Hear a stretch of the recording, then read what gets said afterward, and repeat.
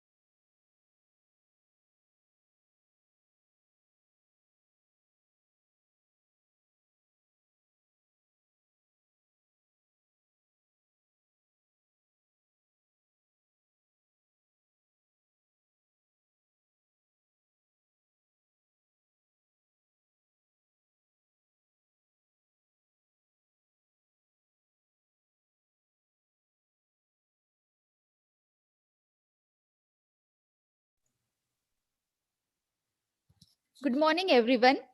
Honorable dignitaries, Dr. Om Mahodaya, Principal, Bajaj College of Science, Wardha, distinguished speaker for today's event, Dr. Praveer Deshmukh, Counselor, India Business and Biodiversity Initiative, that is IBBI, Confederation of Indian Industry, CII, New Delhi, Dr. M.R. Chandrakar, IQAC Coordinator, Dr. S.H. Bagade, President, IIC, Dr. Mrs. N.P. Mohabansi, convener of today's webinar, Dr. P.G. Borkar, coordinator, all the heads of the departments, respected faculty members of different institutes, and all my dear participants.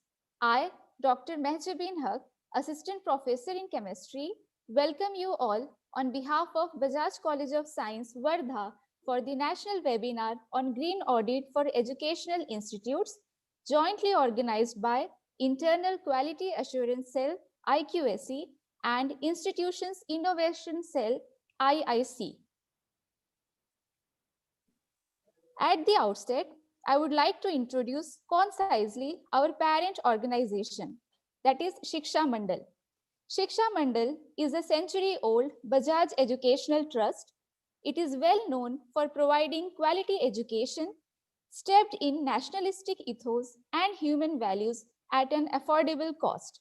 It was founded by Sri Jamnalal Bajaj, and Sri Rahul Bajaj is the president of Shiksha Mandal. Bajaj College of Science is one of the 8 colleges run by Shiksha Mandal. It is the grant in aid institution established in 1962 with the prime objective of catering science education at Wardha.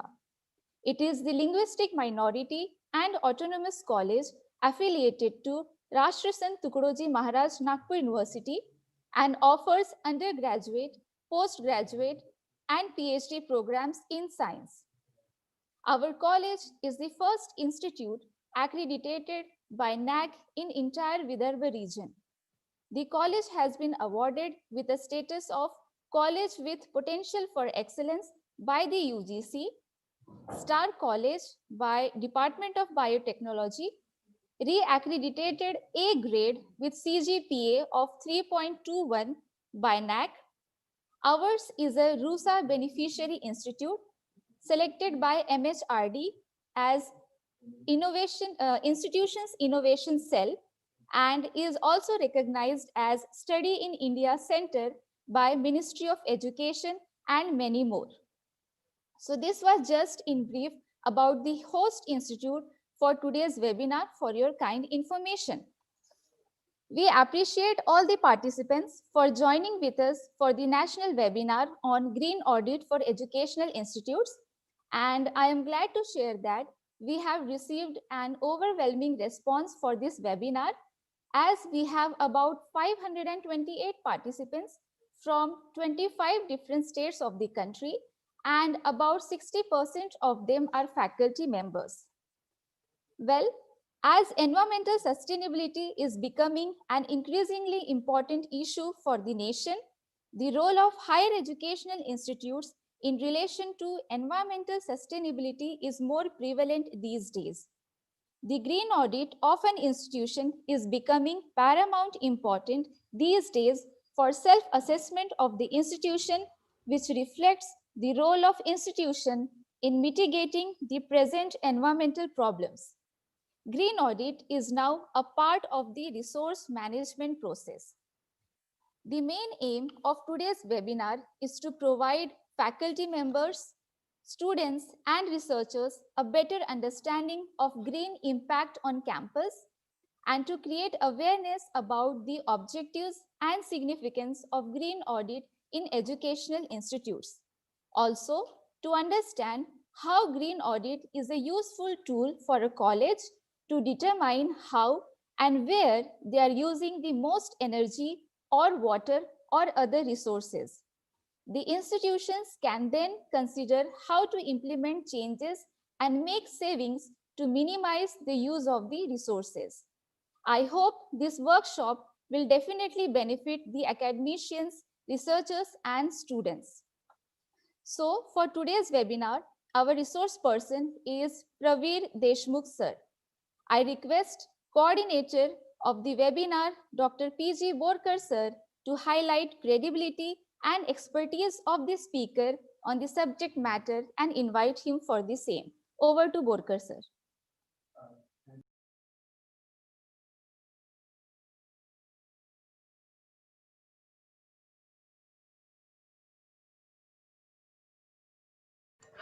Dr. Praveer sir, can you please on your video? Okay, thank you, sir. So it gives me immense pleasure to introduce the eminent speaker of today's webinar, Dr. Praveer Deshmukh sir. So Dr. Praveer Deshmukh sir did his master degree in the botany from Amravati University and also obtained his PhD in the same subject from Amravati University. And he has about 15 years of work experience in the field of biodiversity and environmental management. His expertise includes the area of Biological Diversity Act and environment regulations and sustainable value chain management. He joined Confederation of Indian Industry, which is called as CII, as a counselor in 2015 and handles the India Business and Biodiversity Initiative IBBI. His work extensively involves engaging Indian business and the institutions at the national and global level to integrate biodiversity value in the decision making. Through the IBBI platform, he has been influencing leading business members, stakeholders, and the government to make stronger decisions in the integrating biodiversity across the private and the public sector. So with this brief introduction, I welcome Dr. Pravir Deshmukh sir for the today's webinar. Over to Haq madam. Thank you. Thank you, sir, for the nice introduction. Leadership is the capacity to translate the vision into reality. These lines truly apply to our beloved principal, sir, because today's webinar is possible only because of his continuous encouragement and unconditional support.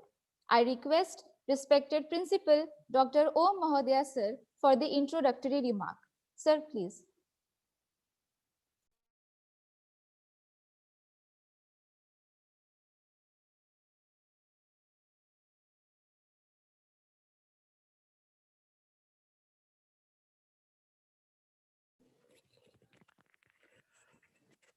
Am I audible to all of you?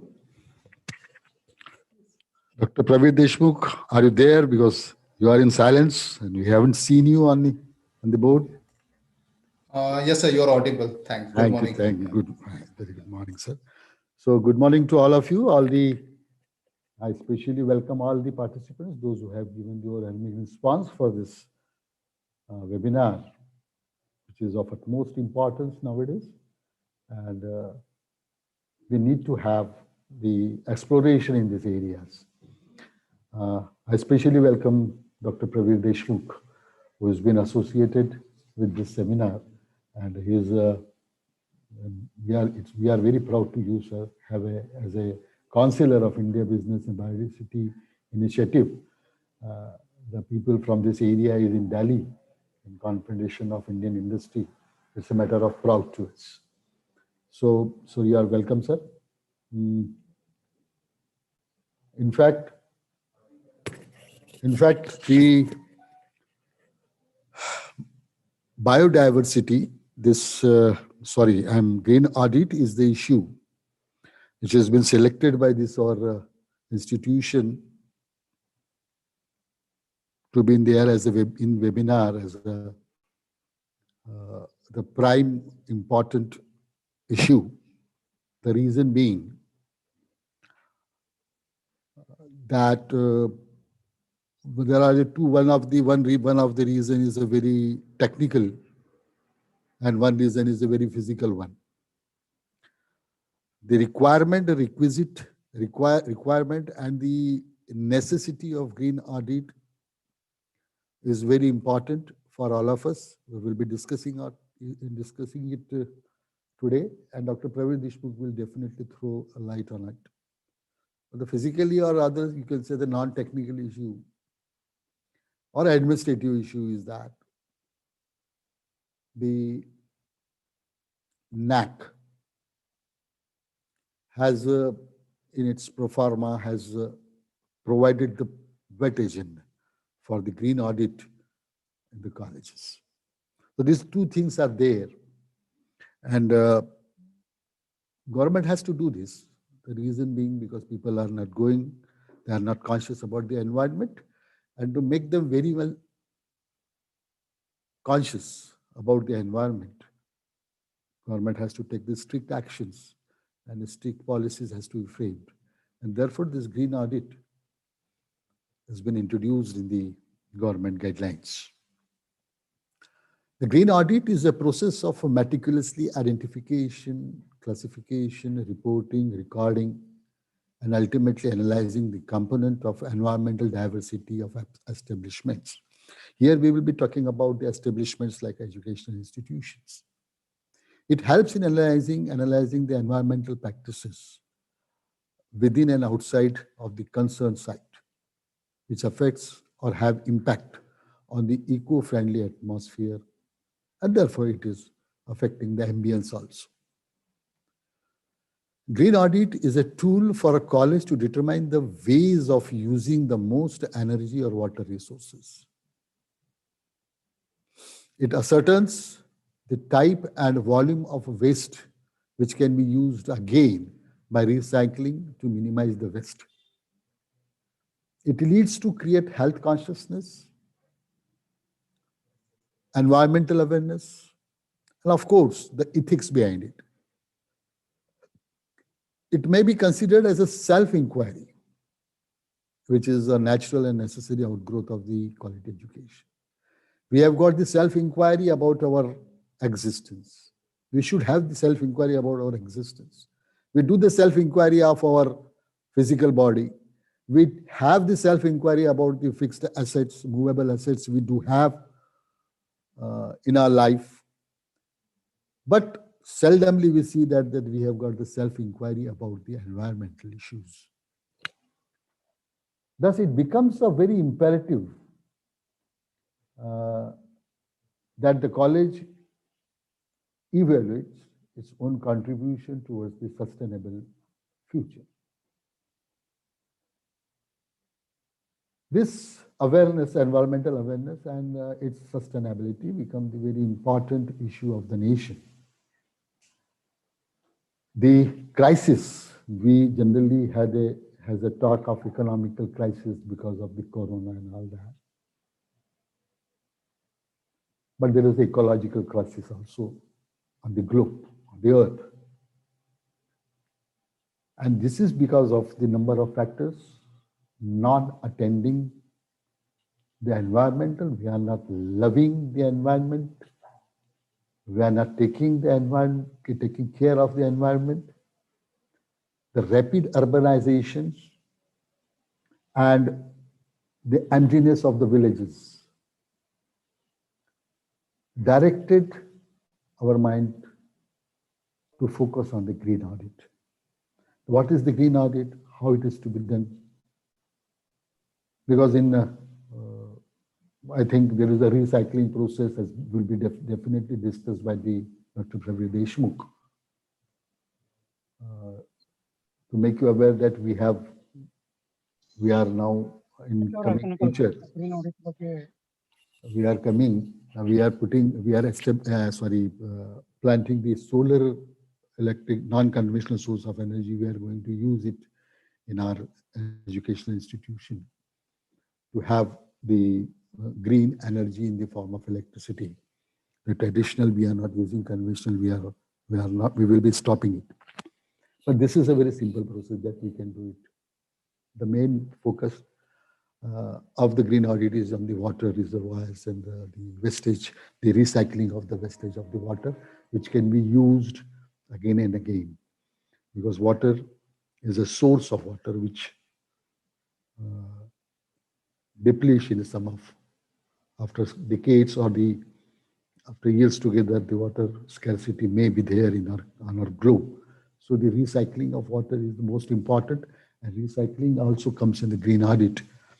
And I think I think Dr. Pravir Deshmukh's major focus would be on that also.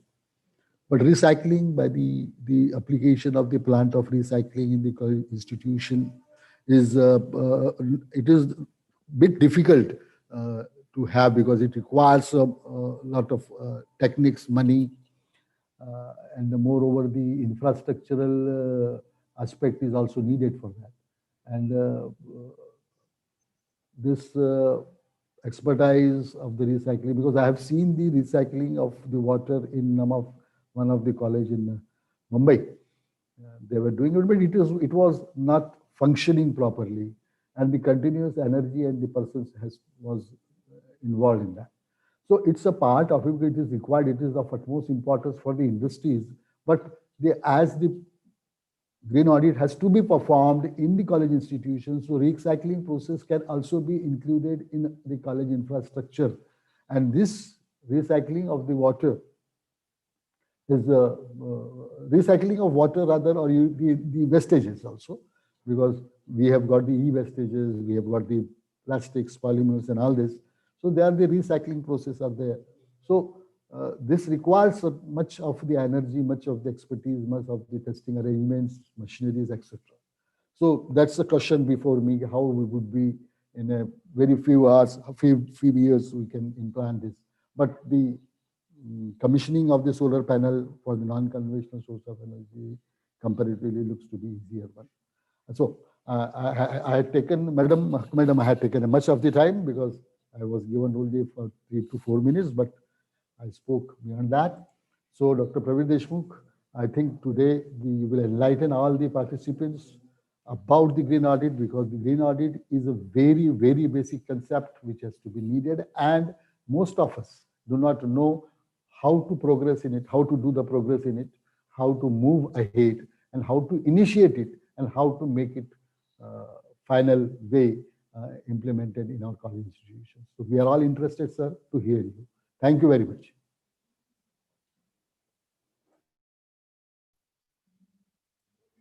Thank you so much, sir, for your encouraging words. Now we will start our speaker session. And before we get started, just a little housekeeping. First, I request all the participants to keep their audio muted and videos off to avoid any disturbance. So I request all the participants to make sure you are all muted. Second, please feel free to submit your questions at any time. Simply type your questions in the chat box or in comment section if you are watching through the YouTube live streaming viewers. We will be monitoring questions and will try to take maximum questions from the participants. We will collect them and address at the end of the session. I'm sure that the speaker will be happy to respond to all the questions. Now, without further ado, we will proceed for the speaker session, for which we are all eagerly waiting. So I request Dr. Praveer Deshmukh sir to please share the screen and proceed for the presentation. Over to you, Praveer Deshmukh sir.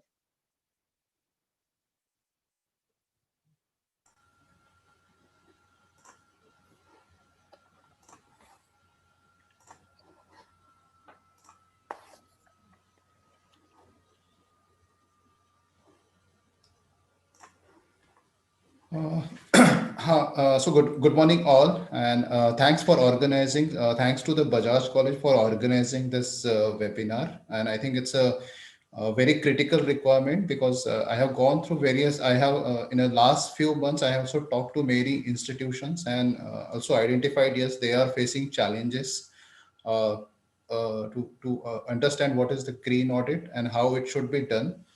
And then we thought that in a CII we are doing the similar studies for the industries, and why can't we implement the similar structure or a different structure considering the institution requirement for their own audit. And based on that discussion and also discussion with some of the experts internally and also outside within India and outside India, so we develop a structure, I think, which will be definitely helpful in understanding the concept of green audit and how it will be beneficial for the institutes or education institutions to drive for the sustainability journey. So without delay, I can directly start the presentation. And so what I will be covering today is I will just brief you about what is CII and IBBI, which we are continuously hearing. I think you already know the NAC accreditation process, but I will quickly look at the auditing process there, accreditation process. Then I will present about which are the specific challenges of the green audit, which is faced by the institutions. Then what is our methodology for the green auditing and how we can do that auditing, how we are planning to do a certification system in that thing. And then finally, how this green audit can contribute towards the meeting the SDGs or climate change commitment or the biodiversity conservation areas where I think the government is also trying to work. Yeah. This is just a small introduction. So I think you might know or didn't know that Confederation of Indian Industry is an industry association which actually working on creating and sustaining an environmental conclusive to the development of India. So we actually provide a platform to the government, civil society, and businesses to come on board and to come on board and present their own to present the perspectives that how they can integrate or manage their operations sustainably, and also think how the government can develop some policy framework where they can easily work or giving a business platform to work in a sustainable manner. So CII is a non-government, non-profit organization, and it's totally led by industry. And this year's theme of CII is building India for the new world with livelihood and growth. And I think in this we have selected 10 targets, and one of the target is mother nature. So this year we will be mostly working on some of the areas of mother nature for biodiversity conservation, climate change areas, that how it can be integrated in the business decision making or whatever the decisions government is taking and also the industries are taking. So this is an initiative called CII from 2014 hosting this initiative called India Business and Biodiversity Initiative. So this initiative is conceptualized by the Ministry of Environment, Forest and Climate Change, and this is in line with the India's commitment to the UN Convention on Biological Diversity, that we have committed that we will reduce the pressure on the biodiversity loss and also enhance the biodiversity in Indian area. And in 2014, it is been identified that definitely with singly India is not able to, with only the government is not able to meet that type of target, and then they require definitely the business support where businesses are directly or indirectly linked to the biodiversity. And this initiative has been developed and it is hosted by the CII, one of the division called Center of Excellence for Sustainable Development.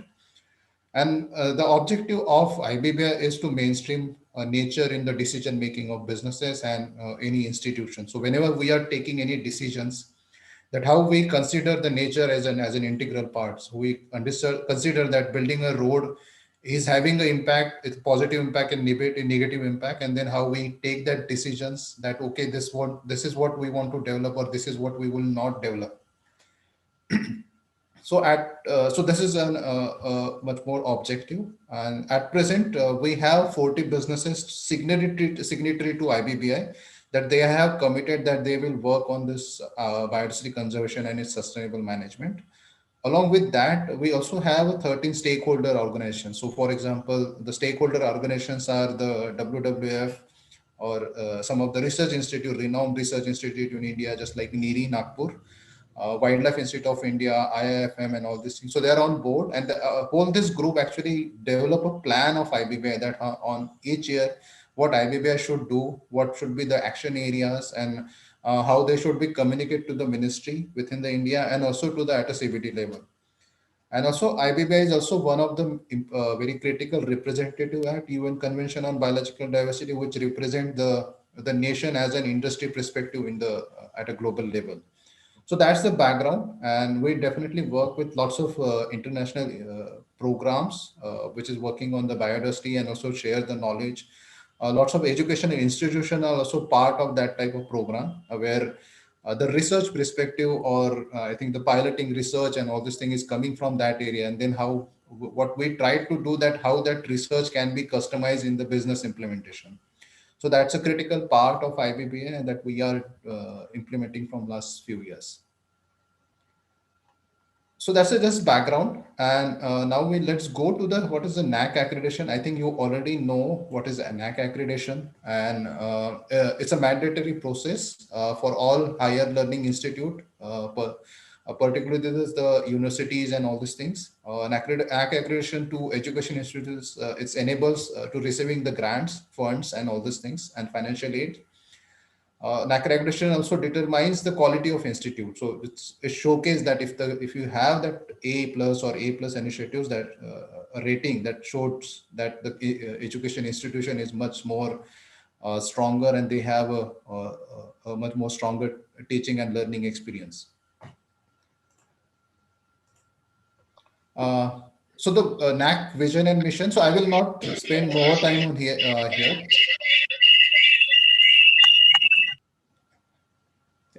So I will not spend more time because you mostly know all these aspects. So NAC vision and mission is to make quality the defining elements of higher educations in India through combination of self and external quality evaluation, promotion, and sustenance initiatives.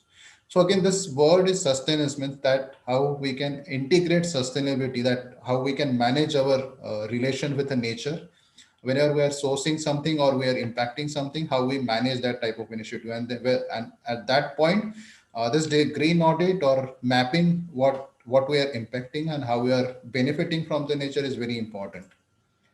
So under criteria of the NAC criteria 7, the institutional value and best practices is it's again the green audit is one of the part of this criteria, and it talks about this criteria 7 talks about the institutional value and social responsibilities. So and then the next point is what is the best practices you are implementing, and that best practices may be also adopting the solar energy or recycling the water, reducing your footprint, no plastics, or circularity in whatever you are doing, reducing the paper uses and all these things. So that is best practices.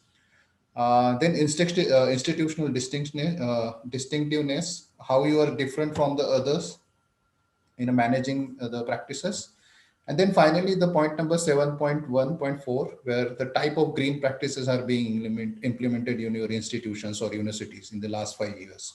So what is the progress? Are you implementing something, or it is just an way to understand that we are reducing something like plastic, suddenly it come as a plastic, then open defecation free, something like that, or only plantation. So that type of initiatives needs to be planned in a much structured way. And again, that's one of the challenge. So this is again just a background that how NAC is also understanding that this green audit can be a much more valuable for the institutes, where it shows the sustainability journey of that institute in a better way. So I think Principal Sir has already briefed about what is the audit and how the green audit is there. But this is just a definition. So ISO is an international body who has developed various auditing frameworks. So ISO 14001, where they talks about the environmental sustainability. So based on that, a definition of audit is a systematic and independent examination to determine whether quality activities and related results comply with the plan arrangements, and whether these arrangements are implemented effectively and are suitable to achieve the objectives. And what I tried to customize this definition into the four simple circles. So first is uh, what we want to achieve. So it's again a major is what we want to achieve. So first target is that what we want to achieve is are we only focusing on the renewable energy? So that our target. So if the institute is planning that I want to become a energy neutral, or I want to become 100% renewable energy, that actually an action.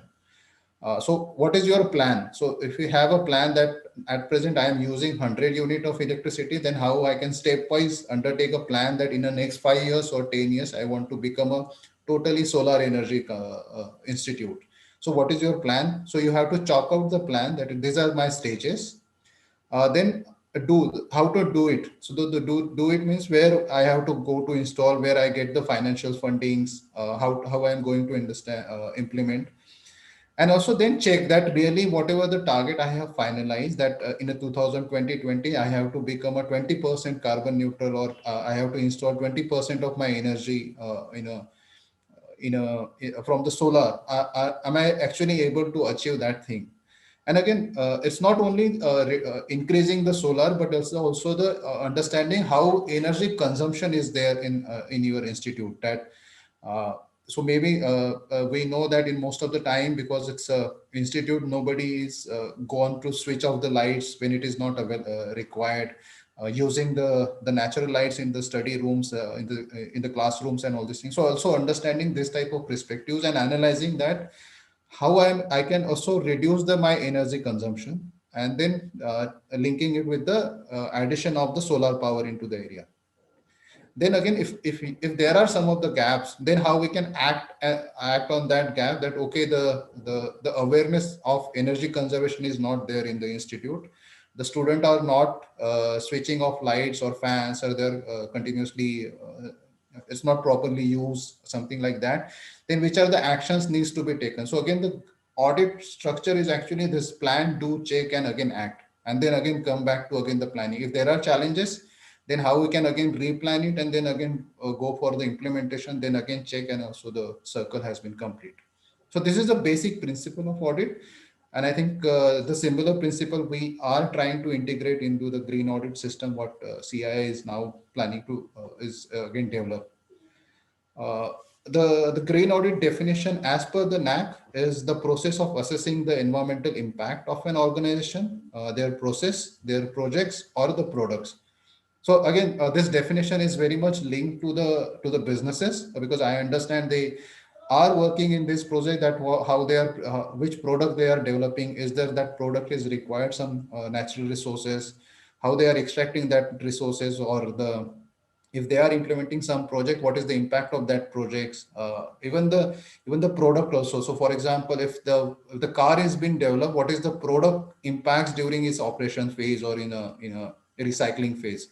So that type of thing is there in the green audit. But again, similar type of perspectives we can definitely add into the education institutions, that what is the impact of organization. Then we understand that my organization or my institute is having a this much 100-acre land area, and for 100 student I require this much of water.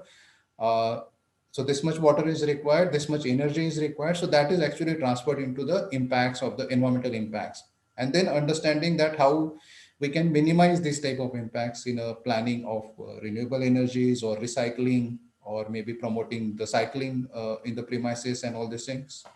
So that's the background. Why? What is the green audit? What is the present challenges which when I was searching some of the background data, I find out that in most of the green audit for education institutions, I think the green audit for industries or some other perspective is very perfectly available, because there is an ISO 14000 standard for the environmental and sustainability audit.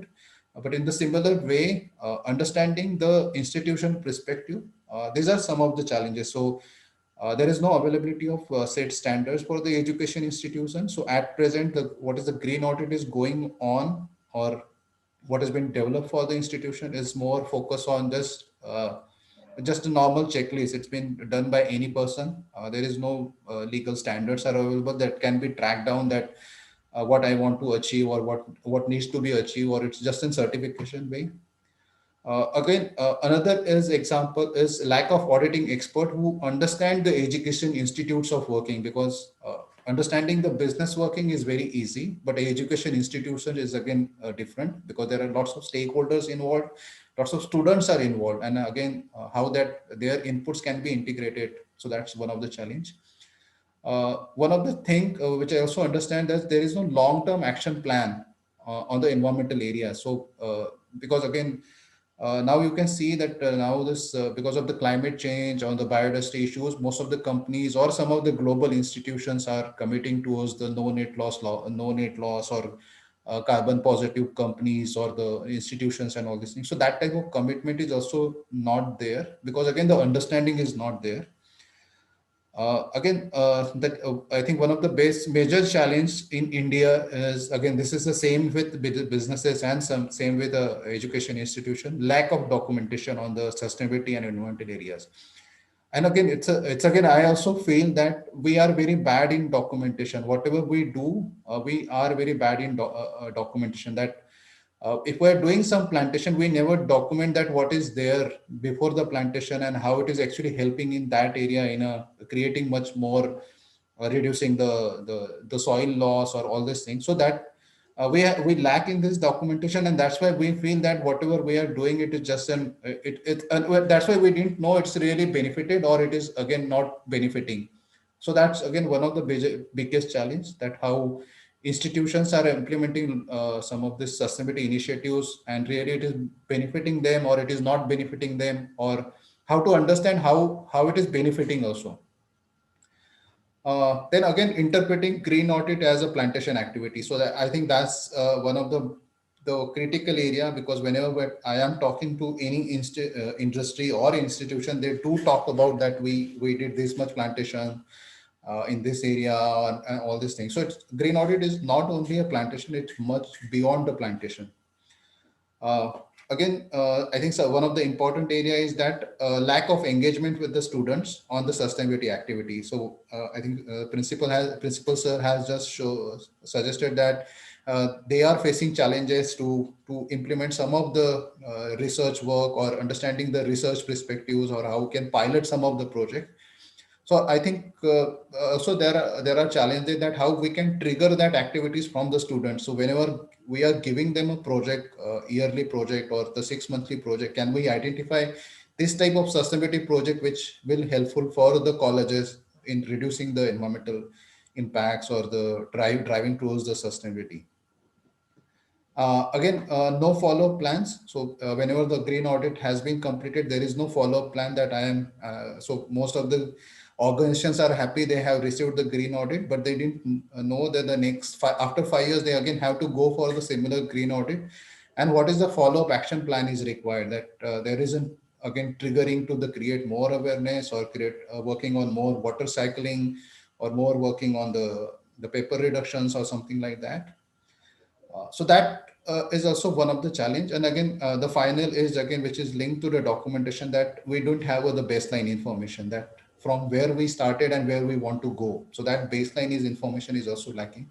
So these are the biggest challenge. And I think what we try to in a CI, this our auditing framework, we try to identify, address these challenges in a much structured way, which will definitely helpful in institutions to understand how they are actually going through the journey of green audit. And it's again, it's not only green audit, but it's again in the sustainability journey of the institutions. And green audit is one of the part where we can do check, the check and balances be there. So we can check that what is the performance is there, and how we can also plan the updation of activities or the or the new areas to the integrated into this sustainability journey. What is audit, and why there is the need of audit? So again, what we want to achieve in through the audit, or what we want to achieve in a sustainability journey. So you can see that in the last phase, that is the long-term targets. These are the commitment where I have seen that most of these global institutions are undertaking. So they are actually talking about they want to become a carbon neutral by 2030 or 2050. Whenever they are also talking, there are some of the institutes are talking about they want to become a no net loss on the biodiversity front, that whatever the activities they will do, there should not be any plants or any biodiversity loss or the nature loss. They want to create a net positive impact. So net positive impact means that all my negative impact has been addressed, and I am creating the additional benefit to the nature. And also there are some of the institute that are totally focusing on the meeting SDGs. And I think education institutions are the one of the biggest pillar in the meeting SDGs. So how we can integrate that type of indicators in our planning, and that type of commitment in your long-term activities. And this is also linked to the institution's vision and mission. So if your vision is that I want to become a most hello. Yeah, sorry. So just a small request. Can you please keep your audio on mute? Yeah, thank you. Uh, Sorry. So again, yeah, what is the your vision, institution's vision, and how you want to achieve that type of visions? And then the institution can develop their own pathways, the roadmap to achieve this type of long vision. So maybe there will be some of the short-term targets, which short-term targets we definitely call, which can be achieved very easily, and it is easy to implement the activities very fastly. So, for example, no single-use plastic in the campus. I think we can easily do that thing. Developing a student sustainability task force. So again, the group of students can be joined, and they work on some of the areas of identifying the challenges and all these things, and how they can integrate this type of aspect. Working on the water conservation, the waste management aspect, which I think it can be taken as a short-term targets. Then there is a medium target, that how you can go for reducing paper use, uh, making more paperless operations, installation of solar power, because it's required huge financial investments and commitment, and also required some of the funding from other agencies. So we can keep as a long-term perspective, then in a stage-wise manner in the next 5 or 10 years, how we can go totally solar or the renewable energy. Driving towards the zero waste. And again, zero waste is again the e-waste or hazardous waste, or again the garden waste or food waste, whatever there in the college. And then finally, the long-term targets is again, what do you want to achieve? You want to become a carbon neutral institutes, carbon neutral universities or something like that. And that actually drives you towards the final commitment that this is what I want to achieve in the 2030 or 2050. Uh, so what is so again, now we will be going into the details into the CII green audit methodology. And this methodology is actually focus on the six major areas. So first is, what is institution policy on the environment, or what is your own commitment, that what you want to achieve, which we discussed in the last slides, that what is you want to achieve into the next 5 years or 10 years or the 20 years. So understanding what is your different policies are there, how you are working on that, what is your governance mechanism, did we have some separate body on it, maybe the teachers body and also the student body, which again jointly helping in meeting this institution policy on the environment. The next point is again the carbon footprint, which actually encompasses all these areas of the energy use, uh, how we are implementing different practices on reducing the energy requirement, renewable energies. Are you promoting your cycling within the premises? There is a no vehicle day for the staff and the students.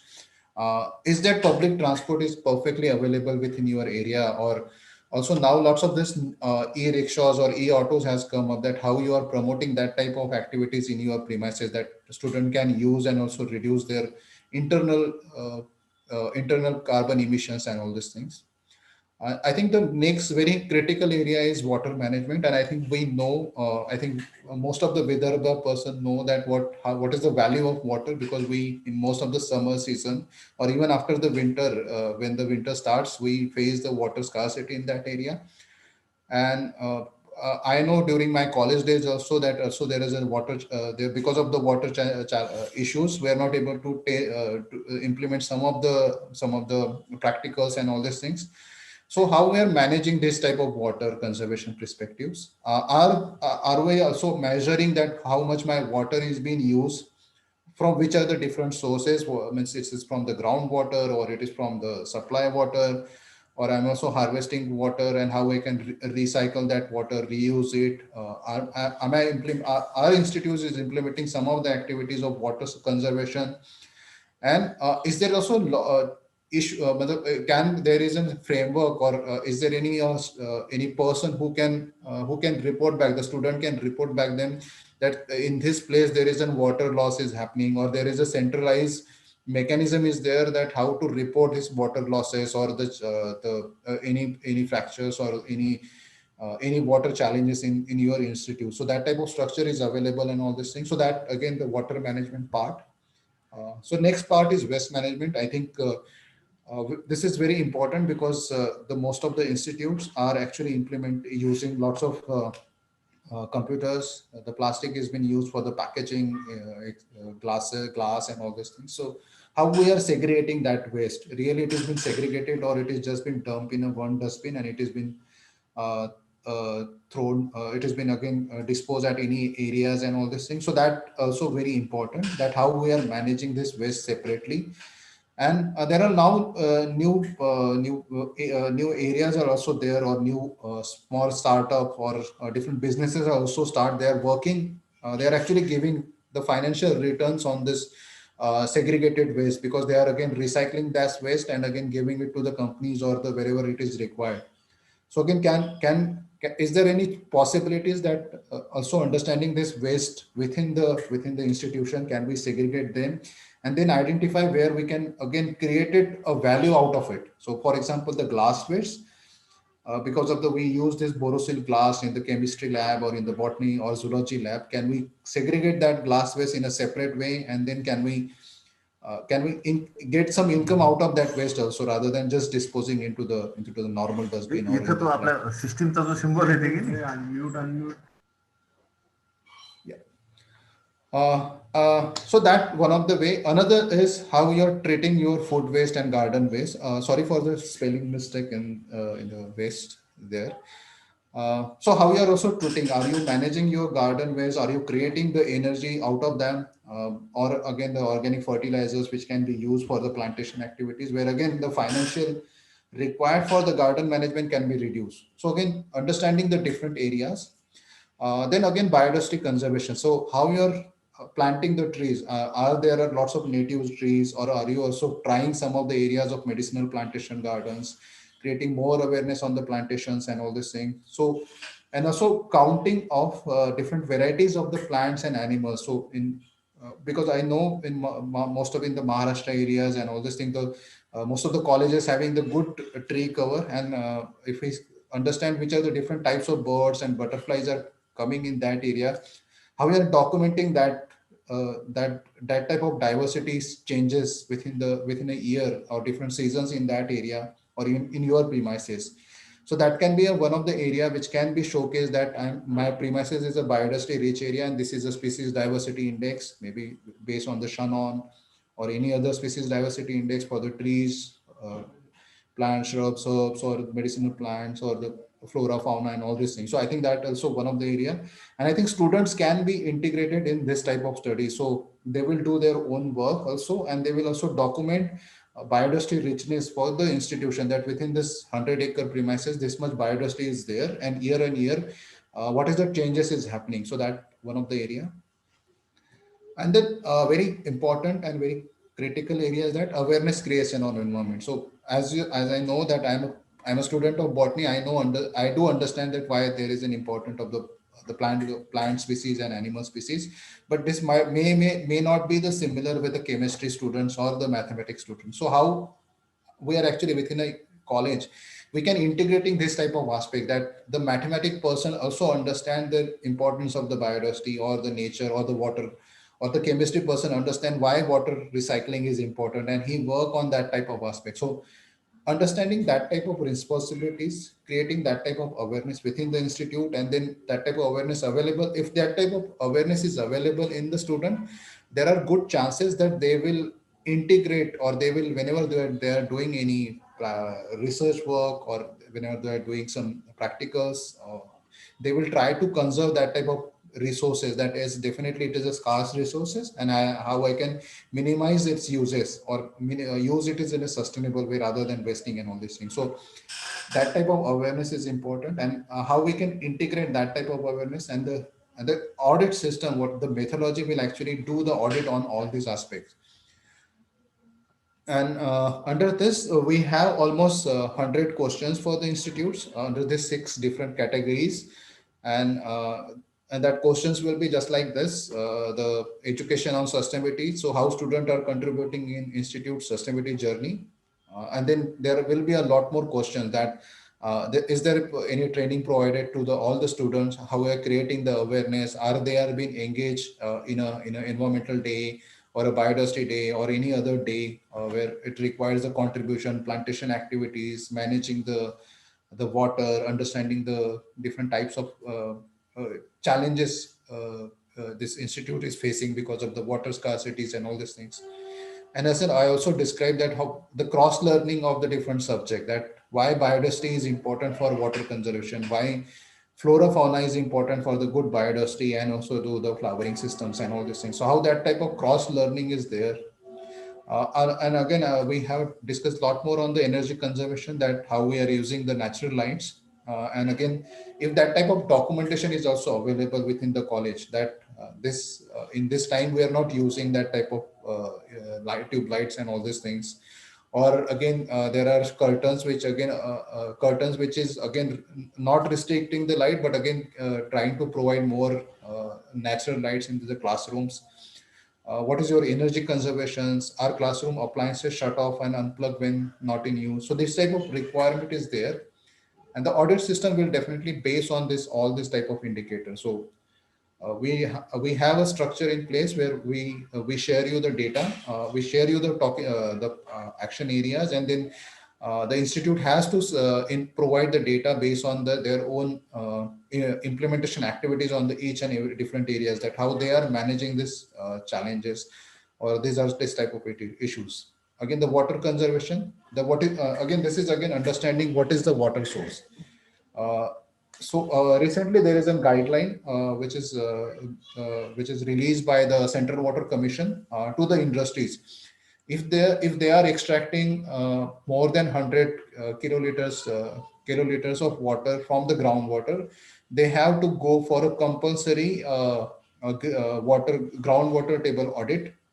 And parallelly, what again the ministry, the Central Water Ground Commission is doing, that they are also mapping different types of groundwater. They are also mapping this groundwater channels to the through the much more stronger studies, and they are linking it to the that if there is a challenges in the water table, then again if it is challenges in some of the industry areas and all this thing, they will start pressurizing them that that they will not again eligible for extracting more groundwater from that area. So again, this type of studies are coming out, and maybe in the future there are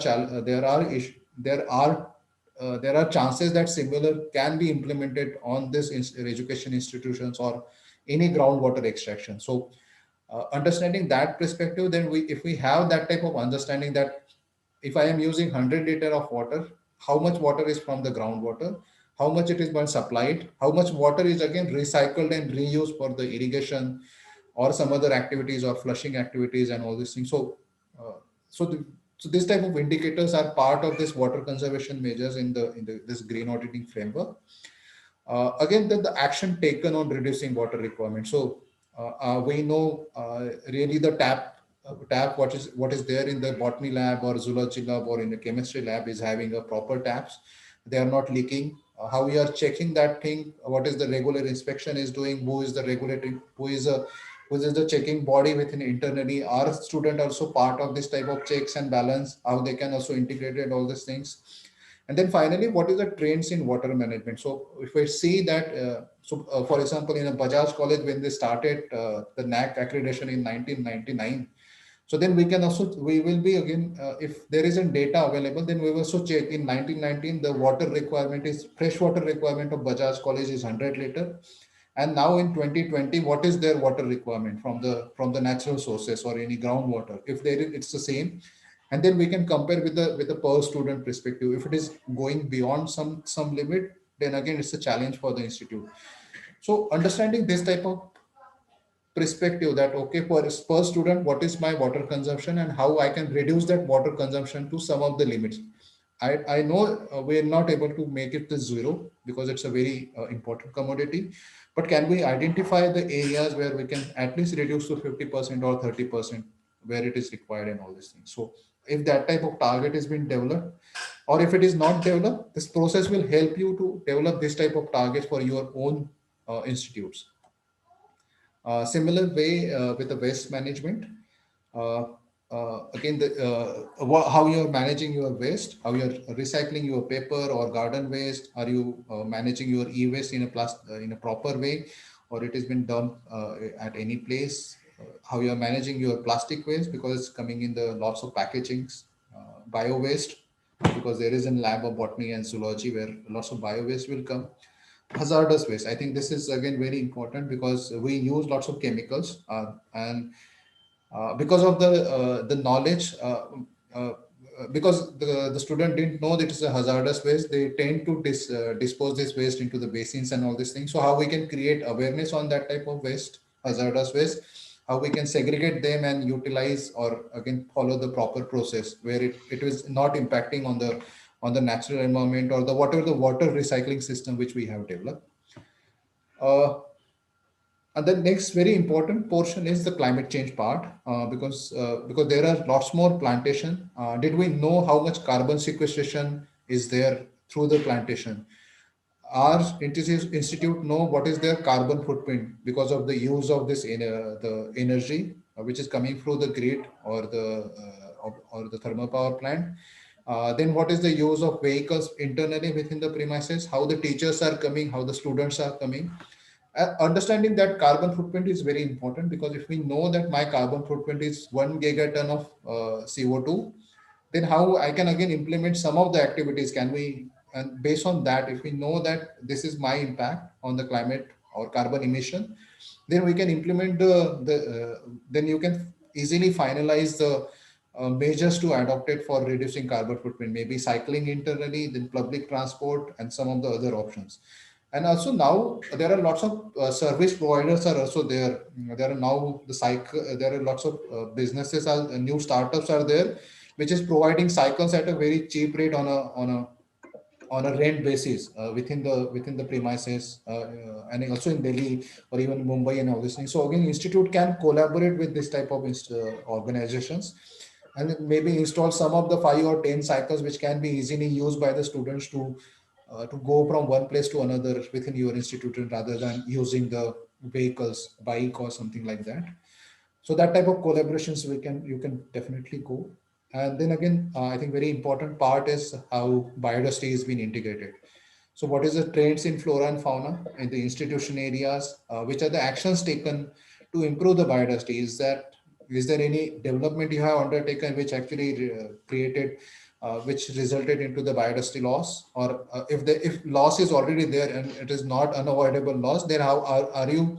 Did you have a plan to recover that loss through the different types of plantations or creating more newer areas, or again enhancing the green cover into the premises? So that this is a methodology which will definitely help you or institutions to identify the areas of interventions and developing a specific action plan, and also to identify the collaborations where you can go outside your premises, or you can also collaborate different service providers, the businesses or some of the startups, where they can come and also do piloting at your locations.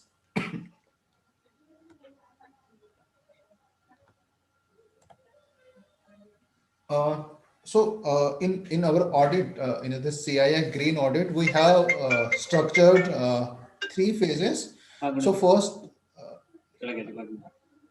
So first phase is a pre-audit, where we actually share as a CII, we share you the a template for or a questionnaire, almost about 100 questionnaires, uh, to uh, to understand what you are already implementing, what is the activities you are already there, what is your policies, what is your action plan, and how you are implementing that action plans. Also understand what is your institute policy on the environment, and also understand what is the last time snack recommendations for you, that understanding the basic baseline of the institute. So we do get a pre-audit to you, so we share you the a framework which is having almost 100 questions, and then we expect a reply from you on that thing.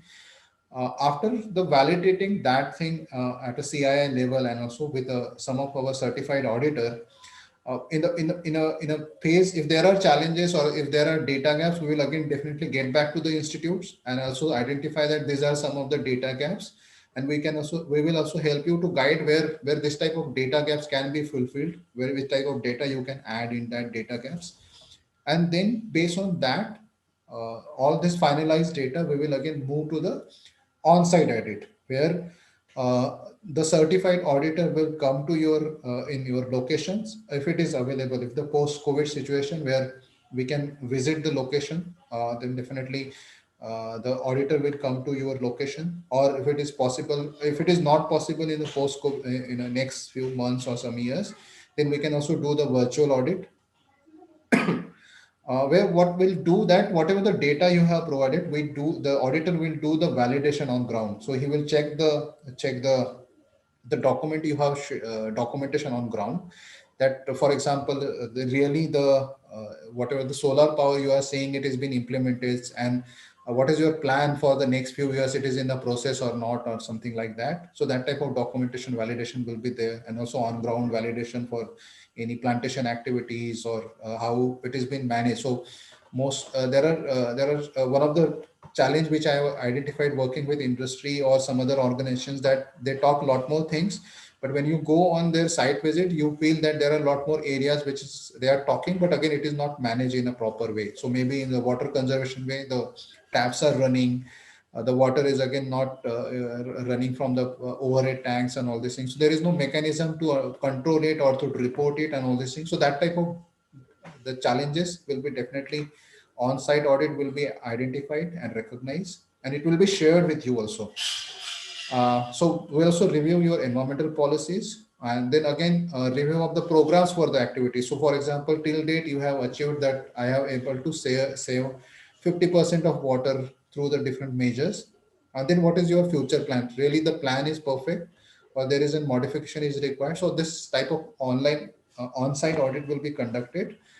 And based on this on-site audit, the auditor will share his report to CII. So CII is actually verifying the audit report from the auditor and also the pre-audit submission from the institutions, and then cross-check that what is the new additions, what is the new positive areas or negative areas, or what is the good practices or best practices identified. And based on that thing, we issue a certificate to the institute with having a 5 years of validity as a green audit. And along with that, we also provide you a audit report also, that where the auditor has given some of the inputs that uh, which are the areas of improvement is required to again work on the journey of a sustainability or reducing the overall impact on the environment. And that green audit report will cover which are the gaps identified in sustainability and environmental management structure of the institute. Some of the suggestion on the action areas for improvement, for example, water conservations or recycling, or if we have as a CI, if we have that knowledge that you can institutes having a big area and they require some internal transport for the cycling and all these things. So if we have a contact on this type of companies or startup, we will definitely share that type of contact in this suggested action areas to the institute, that they can connect directly to the company, and they can discuss that how they can keep a joint program in the institute, where again institute didn't have to buy the cycle, but that company or organization can lend some of the cycles to the institute, and it can be used internally, and the institute's responsibility is to maintain them and conserve the product the cycles in a proper way. So that type of suggestions we can provide, we are thinking to provide you. Then which are the measures to involve student and local stakeholders in achieving the long-term targets? I think this is a very critical point, because I have seen in most of the areas, it has been just thought that the sustainability is only is only a responsibility of the teachers and some of the staff members, but it's not only teachers' responsibility. It is it's as much as teachers. It's also very critical responsibility of the students, and how the student can integrate it in this sustainability journey of the college is very important. And we also provide you some of the guidelines, or if possible the major guidelines on these aspects. We also identify some of the best practices that I will just give you one example. So in the past, I am working with the Mahindra Global College, and they have lots of best practices. So one of the best practices is the student has created their in their institute is they have developed a mechanism for the water purification, the sewage water purification, where there is no requirement of any energy or any chemical. So they have developed one algae or a bacteria, a bacteria within their laboratories through research or different types of piloting testing.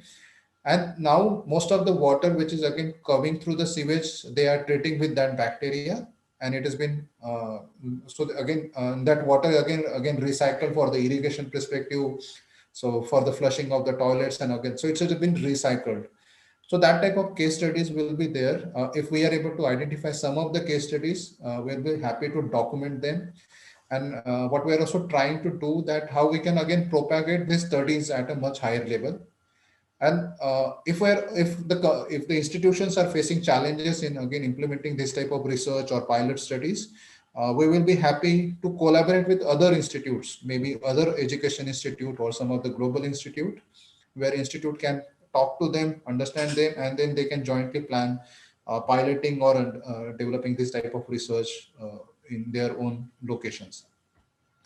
And then finally, very important point is the monitoring mechanisms of the action area. So the audited report will actually definitely come up with which are the new action areas, or which are the monitoring points you need to monitor in the next 5 years, where you can showcase whenever after 5 years the green audit is happening, you are able to showcase a much better progress on the overall green audit perspective of the institutions.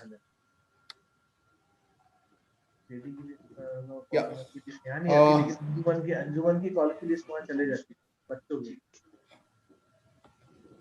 Hello, can you mute your mic? Yeah, thank you. How this green audit is linked to the sustainable development goals, and I think you already know this year we have completed almost 5 years of the acceptance of sustainability development goals. Indian government is implementing a much larger programs with the states on the implementation of this all 17 SDGs, and it is definitely linked to the education institution. So this is just a graph where you can how you can integrate this SDGs as a part of your institutions, maybe through the knowledge, learning, demonstrating, impacting, and collaboration. So I think there is a good chance if the institutions are developing their own strategies based on the SDGs and linking their activities to connecting to the SDGs, we can show also, so the institute can showcase that how also they are contributing in this type of global programs, that whatever the little way they are able to contribute, how much the different areas of the biodiversity conservation, climate change, or again coming with the new technologies or new research on the sustainability of energy conservations or water conservations or the biodiversity enhancement. So this is one of the area I think which again very there is a need to integrate this SDG integrated into the institutions management or the decision making, and it will be definitely helpful in creating much more bigger brands or creating much more visibility of the institute at a national level and also at a global level, that this institute is again contributing towards the SDGs and implementing the action plans.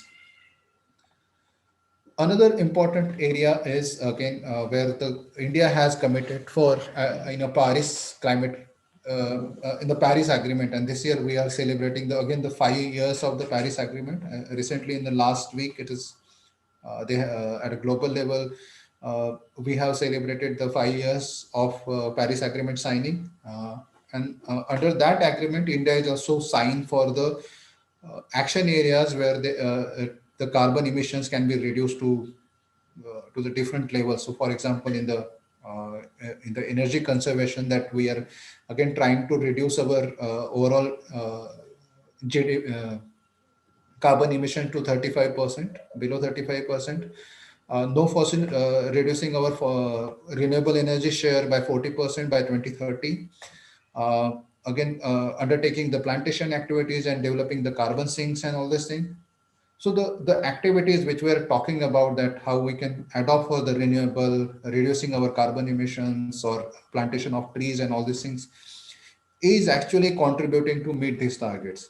And this is also, there is a need and there is a requirement that we are doing a lot more activities on this target, but again at a national level, accounting is not done at a proper level because again the data is not available. So for example, I didn't have data of the institute that what is their energy requirement, and in the last 5 years how they are reducing their energy requirement.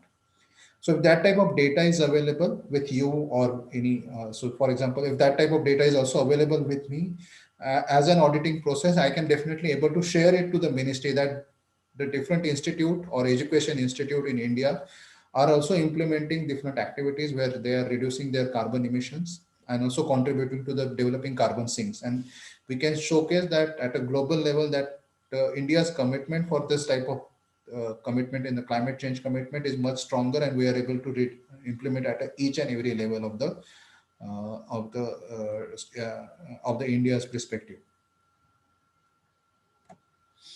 I think the next point is the biodiversity commitment. So again, as India is signatory to the UNFCCC, United Nations for Climate Change thing. So India is also signatory to the UNCPD, the Convention on Biological Diversity, and at that time we have based on that Aichi targets, where it is a 20 targets which is developed in 2012 at Aichi in Japan, and then India has adopted that targets and developed our own 12 national biodiversity target, and which needs to be achieved by 2020. And this is one of the document, National Biodiversity Action Plan is being developed, where most of the actions are again linked only to the government perspective. It is not linked to the business perspective, or it is not integrated the institutional work on this type of targets. And that's why the challenges what ministry is facing right now is, again, they are not able to showcase that how it has been achieved. So that one of the challenges there. And again, the similar challenge is with all the global institutions also. Maybe the institution like countries, different countries are also facing, because most of the time they feel this type of commitment is only applicable to the government. But again, it is applicable to the government, it is applicable to the businesses, it is applicable to the institutions, research institutions or education institutions, and it is applicable to each and every individuals of that country. So understand the learnings has been taken from this Aichi targets, and now CBD is working on the new targets for the next decade, which is also called as a CBD's post 2020 global biodiversity framework, and it having a 2050 vision, which is living in harmony with nature. And this is a very simple diagram. So for this living in harmony with nature, and it in this thing in this vision, first time, this at a global level, they are trying to integrate all three factors. So the government, businesses, and the local communities or the individual person as one of the way to achieve this target. If we are not, all these three pillars is not joining, then there are challenges to achieve this type of targets. So this is also, green audit can also be one of the way to identify how your institutes are actually working on this pathway. That can institute also commit to the CBD or at a national level, that by 2050 my work will be there will be I will be a zero impact on nature, or there is will be a zero carbon footprint of nature for my institute or my education institute.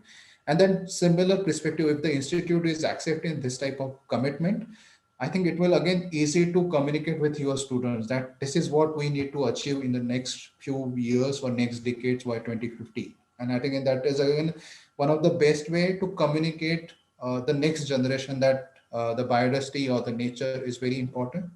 And I think the 2020 year is definitely has given us very good perspective on the biodiversity, because mostly the person from the biodiversity or zoology, they are talking about the biodiversity. But now, because of this post COVID or the COVID issues, I think most of 100% people or the population know that the need of biodiversity, how it is beneficial. And if we are not managing biodiversity, again the similar type of situation or maybe the worst situation will come. So let's take this as an opportunity for the institute, and again think how we can integrate this type of the global perspective in our in institution commitment for the long-term sustainability. Yeah, so I think this is a final slide, and then we can go for the question answer session. So what is the benefit of green auditing or following the structured way of green auditing? It will definitely help you to recognize your own initiatives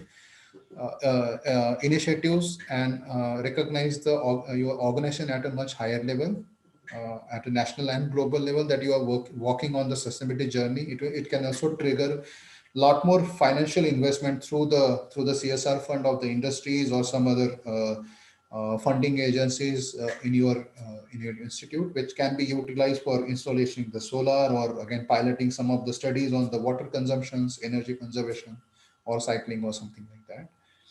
It will also help us in securing the environment and minimize threats to human health, because if something is wrong happening in, or if there is an any hazardous chemical has been disposed in the chemistry laboratory, it might have a very long-term impact in the nearby areas. So that can be minimized, and I think that will definitely help us to minimize the impacts to the human health and also to the nature. It will also provide baseline information to enable organizations to evaluate and manage environmental changes. So if we know that what is happening in my area, also to understand what is happening because in the groundwater table or some other areas, so we can recognize this type of threats, and then we can develop this action plan based on that threat. So for example, we know Vidarbha is prone for the droughts, then how we can plan. So if we have a land in our institute, can we develop some of the water harvesting ponds or underground and water conservation structures, or rooftop water harvesting? So we can plan this type of activities if we know that type of risk is there. So that's one of the area. Uh, Also, assessing the environmental performance. So when we do have a structural audit or structural framework to achieve something, some long-term target, this audit will definitely help us, you and also to other organizations, that which stage you are. So there are a lot more commitment, and I think you already know there is a Kyoto Protocol signed in. So this year it has been ended. The lots more countries have signed for this Kyoto Protocol, and they committed that they will buy the carbons and they will implement a lot more activities for carbon sequestration or managing. But most of the countries are failed to achieve the Kyoto Protocol commitment because they didn't know how to do it. They didn't know how to implement it. They didn't know how to monitor it. Really, the carbon sequestration is going on, really is happening, or it is not happening. So something like that. And the recent data also shows that this year, where again still it has been expected that the average temperature, global average temperature, will be increased by 1.2 degree. So again, lots of this commitment is going on, but again, we didn't know where we are reaching. So this audit will definitely help you to understand where you are going. Really, you are going on the path, or there is a changes required, or maybe in the case of you are overachieving this path. It's possible that if we implement this, some of the water conservation measures and all these things, there are possibilities that we can overachieve, and that also need to be documented that we are overachieving. And then also there is a need to modify the final target, that really I want to go for the zero, or I want to go for the net positive impact. uh, and also the benefit is again ensure that the natural resources are utilized properly as per the national policies on the environment or the biodiversity or the climate change. It also help in establishing the parameters for maintaining health and welfare of the community within the organizations, and also the in the nearby areas where the institutions are there. So this is the different benefits of the green audit. And yeah, uh, yeah. So that's it from my side, and I will be happy to for the question and answer. And before going to the question and answer, so uh, we did implement a similar perspective with some of the industries as a IBBI member companies, and that again the learning has taken from the CBDs. They have a city biodiversity index where they have a 23 indicators on the different biodiversity and the environmental and the energy parameters. So we have integrated that type of indicators, also this green audit, and how the rating has been there. And uh, and again, the companies are able to see the changes. And for the businesses, the green audit or the biodiversity index, we call it as the biodiversity index. We are implementing in every 3 years, and a lot more industries are going it for it. And it is very helpful for them to communicate that how their activities is helping in achieving this overall biodiversity commitment. There are a lot more awareness has been created. And where I'm also expecting that this type of rating or the green audit will definitely help institute to showcase their own commitment, that they are looking for a conservation, nature conservations or sustainability pathways. And I'm also happy that if we have a good maybe 10 or 20 case studies, we can again happy to share with the ministry as an the white paper to the ministries, that what is the additional support is required to implement this SDGs or some other biodiversity or climate change perspective at a as an institutions level. And I think that is also one of the way we can again help CII can help you in getting new funding opportunities for the institutes. Yeah, thank you. Yeah. Thank you, sir, for your highly informative, insightful, and edifying talk. Sir, you have beautifully elaborated the need and importance of green audit in educational institutions. Sir has beautifully explained how is the journey of green audit, what we should audit, what are the short-term, medium-term, and long-term targets of the audit. He has also mentioned the major areas in green audit methodology, what are the stages of green audit, how the green audit report should be, and what are the benefits of the green audit. So thank you very much, sir. I'm sure after listening this interesting session, many questions must have arisen in the minds of the audience. So we will now move on to the question and answer session. I request speaker Dr. Pravir Deshmukh sir to please respond to the questions from the participants. I now hand over the session to Dr. Maheshwari and Dr. Biswas sir to proceed with the question and answer session. Over to you, sir. Very good afternoon and to Pravi Deshmukh sir and all the participants. There have been question asked in the Zoom as well as on the YouTube, as we are on YouTube live also.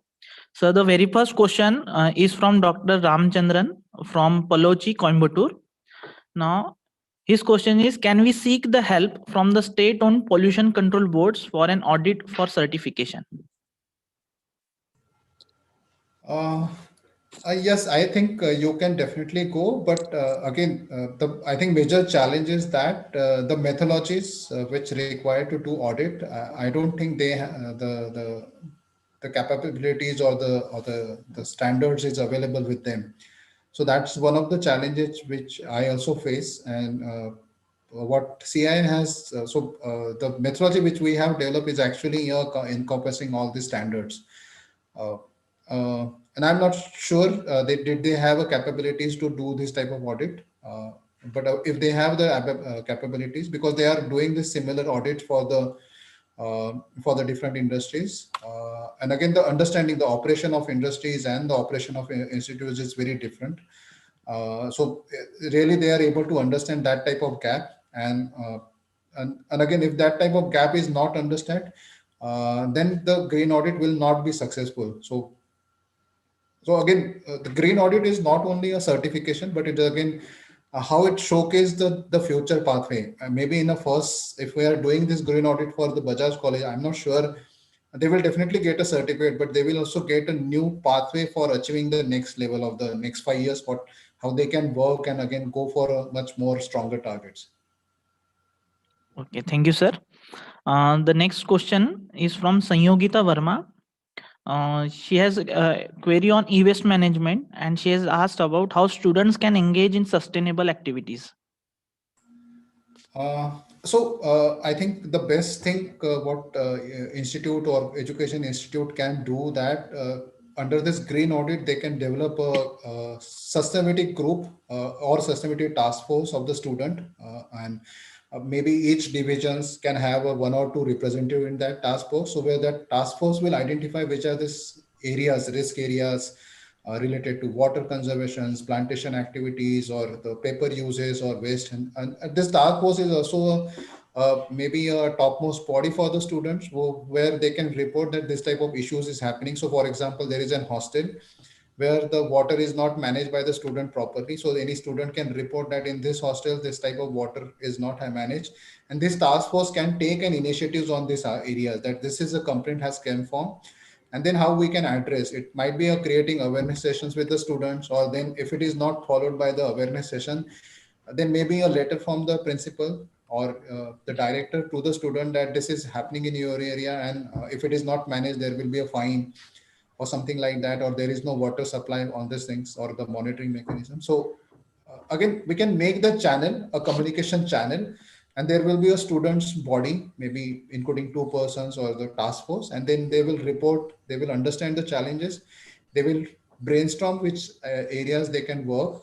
They will also identify is there any research is going on within the institute, or the maybe you can also do the competition. So for example, if you know there is the garden waste is there, and how we can do a quick composting of that garden waste. So zoological department can help in quick composting of that garden waste by using some of the bacteria or some of the research studies in that in their laboratories, and they can provide the solutions or the food waste. And for e-waste, definitely there are the specific regulations for e-waste management, and if it has been implemented, it is very good. But if it is not managed, then it might create a much bigger impact. And again, if it has been recognized or complained through the, if it is getting complaint, then there are challenges. It might go to the litigations and something like that. So For e-waste, definitely every individual has to follow the guidelines as per the regulations. Okay, thank you, sir. So the next question is from Dr. Kanerkar. He has asked how to calculate carbon dioxide emissions and oxygen balance in an institution. For carbon, there are three methodologies. So we talk it as a scope 1, scope 2, and scope 3 emissions. So for institution, maybe we can go as a scope 1 emission, which is the direct emissions of the institute. So for example, use of energy, the electricity used within the institute, the diesel generator are being used in the institute. So that is actually your carbon footprint. So we understand that scope 1 within the institute, this is happening. Scope 2 is on the some of the other parts. So something is provided by some other parties, and then what is their scope emissions. And this is also the transport emissions of the faculties, which is traveling from their home to the college, or internal transport. They are using their own vehicles. So that can be calculated and that can be documented as your own carbon footprint. That what is your carbon footprint? So for example, it is 100 ton. And how we can, so first action is how we can avoid this type of, so we can understand within the college. So for example, I am from this government Vidarbha Institute of VMV from Amravati. And in that time, we try to use the cycles within the internal premises. So that type of activities can be increased. The cycles can be available. So that where we can avoid. Then again, the carbon sequestration part, though, I think we all know that the trees do the carbon sequestration at a much higher rate. And then based on the studies, maybe carbon sequestration, understanding their girth, their height, their canopy cover, we can definitely calculate the carbon sequestration, and we can calculate that each year my institute is emitting this much carbon, 100 tons of carbon, and the plantation has also sequestering 100 tons of carbons. And then we can showcase that this is a carbon neutral premises. And in the future year, they can showcase that this is also carbon positive. So so we are emitting less carbon and sequestering more carbon. So that type of, and there are lots of methodologies are available. And Kanerkar sir, I can separately share you that methodology. Okay, thank you, sir. Sir, another question is from our principal that many of the colleges have not gone for the green audit, or they are yet to go for the green audit. So is there any agency in India which will guide them, or which will provide help for the green auditing their colleges? For example, they will suggest the methods for water recycling or any other methods, so that it will be very helpful for the colleges and easy way to conduct the green audit. Yeah, so I think in my methodology, the pre-audit is actually for that thing where the CII is supporting colleges or any institutions that to understand what is you are already implementing. And then for if you want to go for a green audit, we will be definitely provide you the action plan, and we can help you that where you can do the recyclings, or so that actually whatever the process is already integrated in the green audit framework. And it's not only an audit will definitely give you a certificate, but more than certificate, we will also give you the pathways to again to go for a green audit in the next phase. Or if you want to do in a right now to develop your own targets, I think that type of service we can definitely provide you. Okay, thank you, sir. There is another question from Dr. Singh, Niri Nagpur. He has asked that they have received 2 to 3 requests from different university for green auditing for their universities. Is it possible to get funding for such studies? No, I think it's very challenging because I think the cost of green audit is, I think we can reduce the cost by utilizing the internal resources. So I think there are need to cost estimate cost management is required. Rather, I think I don't feel that the cost which we charge or even the CII charge to the industries for the biodiversity indexing or rating is not possible for the institute. But again, utilizing your own students, getting the data from your own student, your lecturers or teachers and all these things will definitely reduce the cost. And At present, there is no funding agency which is available. But again, I think the institute has to invest their own investment. But and what again, the perspective is not only certificate, but again, this investment will help you to reduce your additional cost on the electricity or the water, or if there is an additional income through the e-waste recycling or plastic waste recycling and all these things. So there are opportunities where you can create new methodologies. And parallelly, if college is having or institute is having much stronger commitment, then we can again pitch for some of the industries for their CSR front through support in this green auditing methodologies. Okay, so thank you. Sir, another question from Sajita Joshi, ma'am, that has your center published any documents on best practices? Yes, definitely. We have published lots of best practices, but again, till date in the last 5 years, I'm more focused on working with the businesses.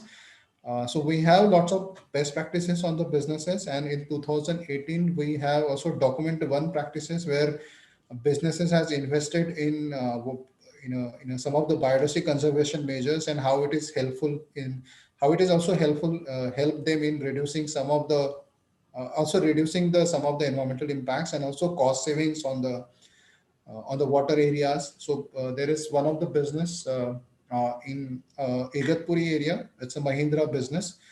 So they are working. It's an automobile industry, and what they implemented, they have invested almost 10 lakh for creating the water ponds within their premises. And what because of that water conservation measures, within the first year, they have not sourced water from their any outside water. They have utilized whatever the water they have conserved within the premises, and they are able to conserve within first year. They are able to save the cost around 3 to 4 lakh rupees on the water bill. So within the 3 or 4 years or 5 years, the 10 lakhs whatever they have invested is again back to their own pocket. So that type of investment can definitely help you to long-term cost saving. Okay, sir. This is the last question from Pramod Sakharkar, sir. Is there any government subsidy for rooftop harvesting for educational institutes?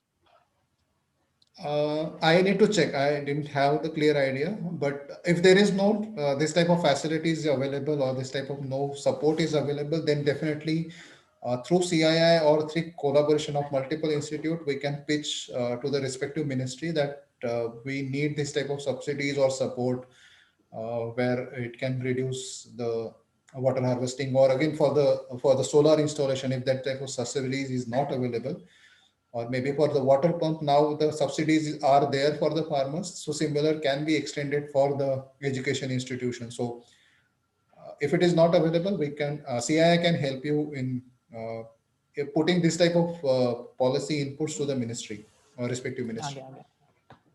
Hello, sir. Yeah. Dr. Sridevi has that. Is there any contact number or email address of agencies who do green audit? Can you provide the information about it? At a present, what we are expecting that the CII is actually providing that facilities to the education institutions, and these are my contacts. So you can I will share this presentation to the Bajaj organizer of the sessions, and you are happy to share this presentation to the participant, and if they want to connect me, I will be happy to help you in undertaking the green audit. And Sir, excuse me, sir. Yeah, I'm Dr. Sridevi. Actually, you have given the contact number of Delhi. Then we are from Hyderabad. So, do you have any branches to take up in Hyderabad, or will you come and do the assessment? I would like to. So for assessment, I think for stage 1, it's only an online assessment. For stage 2, where we're going on site, we are actually going for some of the certified auditors. So we are training some of the certified auditors, and they will come to your locations. And if required, me and my team will be happy to come and also do the audit. Okay, sir. Thank you. But what were initial quotation? How do you give that without seeing the campus and all? So we do ask lots of information, primary information, that what is the campus areas. So we do get a pre-assessment from you. So if you have an interested, then if you're able to share me the mail that this institute required this much audit, then I will ask a lot more questions to you, that what is the last time NAC audit certifications, how much area, how much students, how much teachers, are you implementing some practices. So that pre-audit questions will help you to understand, and then based on that we will do the audit. At present, we are not the cost is very much optimized. It's highly optimized, which we are working with some of the institutes in Nagpur area, starting to discuss on this. The costum is very much optimized because the auditors are also from that respective areas. So we're trying to avoid the travel. We're using the regional expert, which again understand the regional perspective. And also the audit is not based on the standards. It's totally based on what you want to achieve. So maybe for example, the universities, for example, Bangalore University want to achieve something. Maybe it's not same for the small education institutions which have a less number of students. So audit will be based on your own commitment or your own targets, that I want to achieve this 100% water requirement. Then we will just assess on 100% water requirement. So we are not creating new standard for it's not a same standard for all, but we will definitely have some criterias, and based on that we will select that what is your own commitment. You want to commitment for node zero, or you want to commit only 50%. So if you are committing 50% carbon sequestration, then we will just audit for 50%. And if we feel during the audit that there isn't chances you can go for a net zero, then we will help you to go at that level. Okay, sir. Thank you, sir. Now, our principal, Dr. Om Mahodaya, he wants to ask you a question. Sir, I am not Yeah, please, asking sir. it. Very, very, very good morning, sir. I do not want to ask the questions. I want just to have the guidance from you.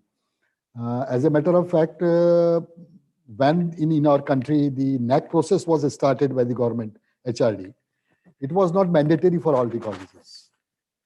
And when they start giving the ranks and the funds to the colleges, depending on their NAC rating, then the colleges started doing it. After that, the government made it compulsory to go for NAC. Now, the green audit has become a very global issue. So, do you have any ranking process of green audit? This is my one thing which I want to ask you. If at all, if you have, how many colleges you have gone through, I don't know, but you can say maybe a few of the colleges where you have audited, green audited, was being carried out there. After the green audit, there is any provision of ranking them as far as the green audit is concerned? This is important because, for example, the people, college institutions are in the competitive mood. They always go for the competition. We want A grade, we want B grade, we want C grade, B grade or A grade. And they want to go up and up. This NAC process become very prominent in our education system in our country, and college is rated by the NAC. And therefore, the NAC process become automatically very profound and very, in a committed way, it has been going on. This green audit is the issue which I feel Bajaj College needs the green audit. It is very important, irrespective of the ranking. We wanted to have the green audit because it is a nation's demand. We will do it. But can we have any provision that it becomes very, very important and it becomes very essential for all the colleges, what procedure we should follow? That do you have any ranking procedure in the green audit? Certification, A grade certificate, it is a good, carbon sequestration is much more, carbon emission is less, carbon footprint mapping is very perfectly, it is average. So such type of any classes, if it has been given, I think, sir, I am not a man to give you the guidance, but the thing is that if at all, if it has been there, then it will become a very, very thrilling aspect, and each and every college will move towards the green audit and they will do it. What do you say, sir? Yes, sir. So we are actually in a process of starting this green audit. Till date, I am doing this green audit or biodiversity indexing only for the industries, and we do have a rating for the industries. It's a separate rating. It's based on out of 100 mark, how much they are scoring. And we also ask them that based on their own commitment, we also ask them that you need to improve. And if the improvement is not that much, then we are also reducing their marks. We are also that's also in internal discussion that we are actually planning 3 stages of audit. The 3 criterias of the audit in the green audit for the institutions. So first will be if the organization is able to score between only 40 to 60% mark. So below 40%, we will not issue any green audit certificate to the industry to any institutions. If they are if they are securing between 40 to 60, then we are giving the first level of ranking to them. Then and again, then we'll check that what type of commitment they are achieving. Really, that the action plan is properly planned, the integration of students and all these things. So all these criterias will be there. The next level is again the second level where we are going for 60 to 80, where we again find out that what is their commitment, how they are implementing. Really, they are able to achieve something very specific, or they are able to document it. And then finally is the topmost where the ranking between 80 to 100 marks. So it's a total mark will be 100. Out of 100, if they are able to achieve 80 to between 80 to 100, then they will be a topmost organizations. And the criteria we are building that this type of criteria will be very strong, that they have a long-term commitment for just like they have committed for the meeting the SDGs, whatever in their own way, or they are having a commitment to the no net loss or the carbon sequestrations or the creating more engagement with the students. So based on their vision, really they have that type of visual commitment for with a timeline that they want to achieve this thing by 2030 or 2050. And based on that, they are on the path of that achieving this target. So yes, we are in a process of finalizing uh,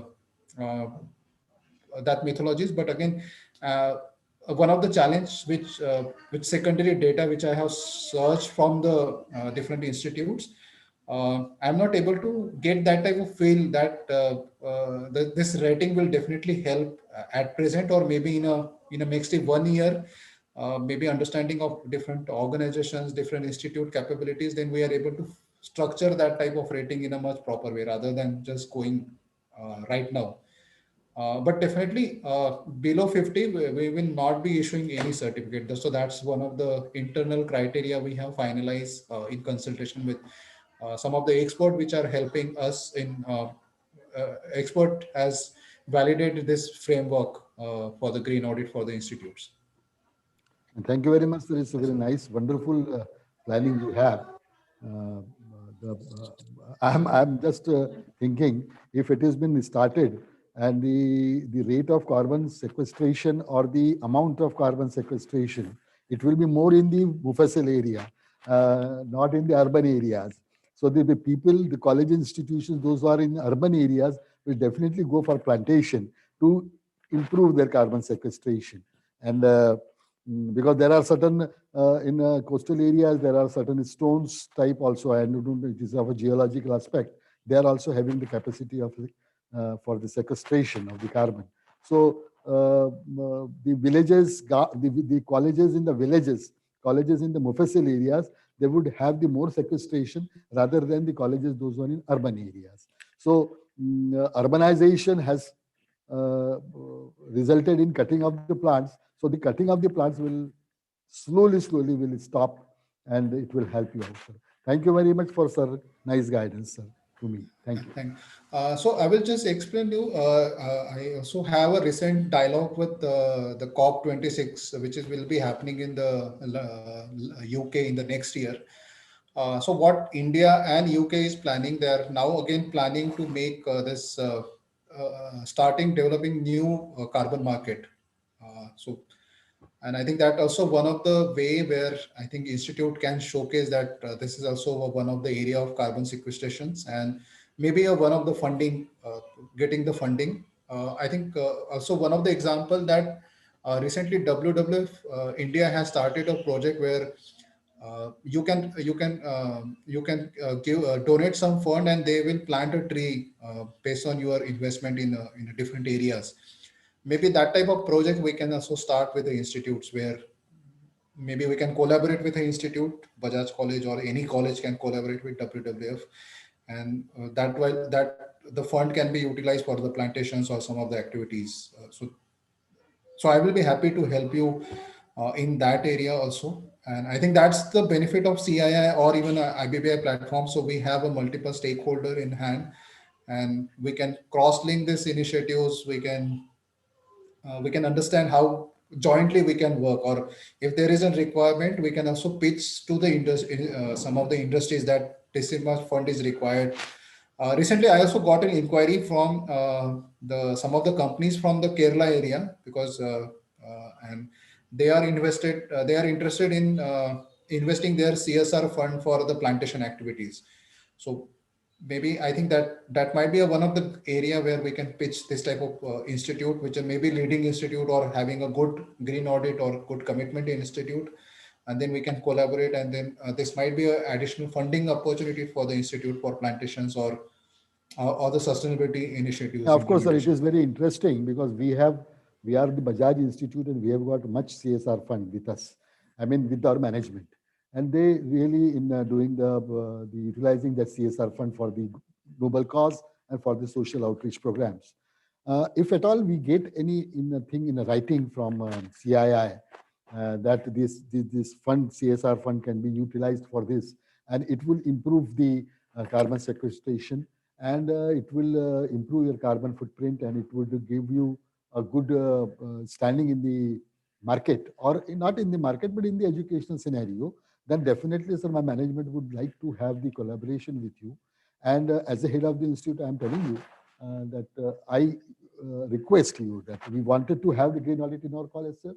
And we wanted to go ahead in this, and whatever the guidance and directions you will give, we will definitely follow it, because I have got a very committed staff in my college and a very disciplined staff, and the students are they are villagers, the students from the villages, they are very polite and they are very disciplined, you can say. So, so definitely we wanted to join with you for these activities, and we want to see, because we have got 4, 5, 8 colleges in our institution, in our management, and all the colleges, right from the engineering and the commerce and the agriculture colleges we have. But the idea of green audit is still there is a lacking. Your today's webinar could help us in understanding the things about the green audit, and you have nicely explained to it, sir.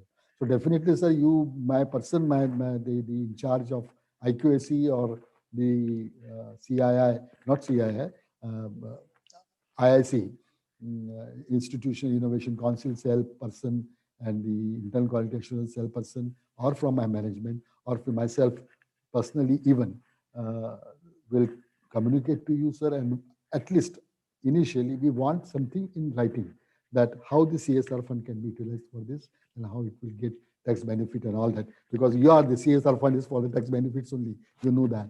The big houses are doing using the CSR fund for the tax benefits. So if it has been there, then definitely I will suggest to my management, write to the Pune, to the Bajaj Saab, and then we will see that how it can be worked out with your proper directions and guidance and your initiative.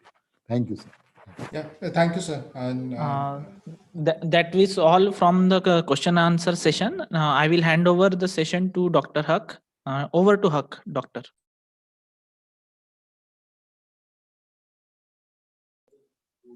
Thank you, Dr. Maheshwari sir, for nicely conducting the query session.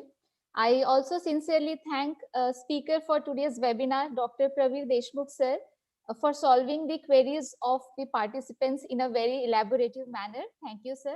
So before we proceed for the concluding session, I request all the participants to please switch on your videos so that we can have the photographs for our record. So I request all the participants to please switch on your videos just for a couple of minutes.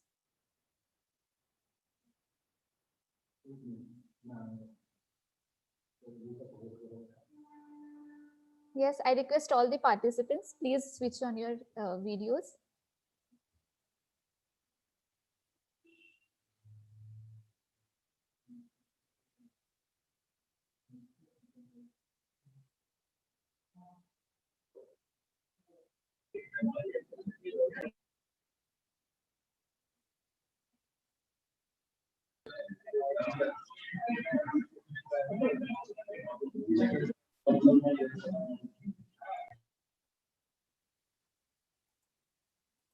Yeah.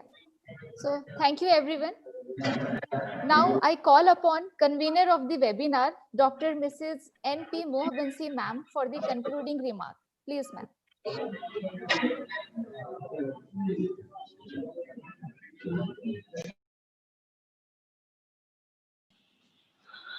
Hello, good morning to all. On behalf of Bajaj College of Science, Wardha, and our institution Innovation Cell, I, Dr. Mrs. Mohabansi, feel privileged to deliver the vote of thanks on this webinar. I am thankful to the chairman of this webinar, Dr. O. Mohoday sir, for his constant support and encouragement to organize such type of webinars. I express my deep gratitude to our resource person, Dr. Pravir Deshmukh, Counselor, India Business and Biodiversity Initiative, New Delhi, for his informative talk on green audit for the educational institutes. A big thanks to Dr. Samir Deshpande, our alumnus and freelance consultants of ecology and biodiversity. Without his constant support, this webinar would not be possible. I'm also thankful to all the participants for their uh, uh, constant support for this seminar. Last but not the least, I am thankful to all the organizing committee, faculties of Bajaj College of Science who directly or indirectly involved to make this event a big successful. Thank you. Have a great day. Thank you, ma'am. So with the kind permission of the chair, I conclude that the webinar is over. I'm again thankful to all the dignitaries and the participants who have joined the webinar for their attendance and participation. We hope you found the webinar of value. And thank you, everyone. Stay safe, healthy, and goodbye to all. Thank you. Thank you. Thanks.